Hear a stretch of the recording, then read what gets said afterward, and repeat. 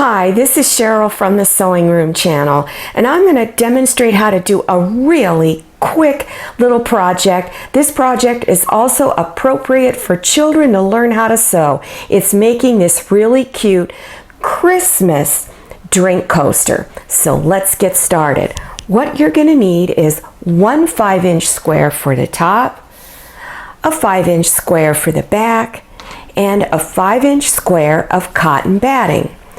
This is how you're going to layer it.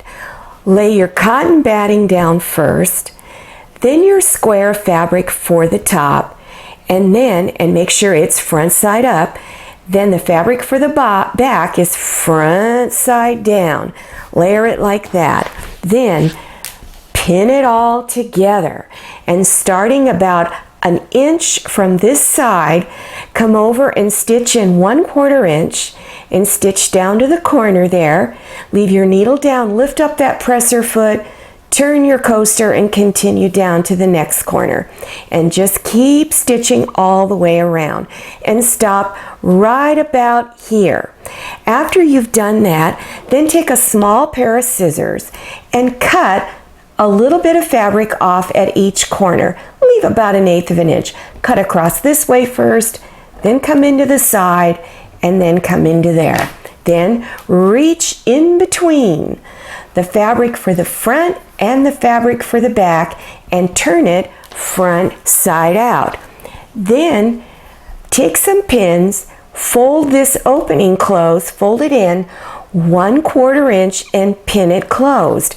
Then you're going to stitch all the way around like I did here. Stitched right there real close, about 1/8 inch or a little less. Then one more stitching, stitch across this way corner to corner and across this way corner to corner. Isn't that cute? Really, really fun. Now if you like this video, click on thumbs up, and also click on share to share this video with your friends. And if you haven't subscribed yet, then click on that button in the lower right hand corner of your screen.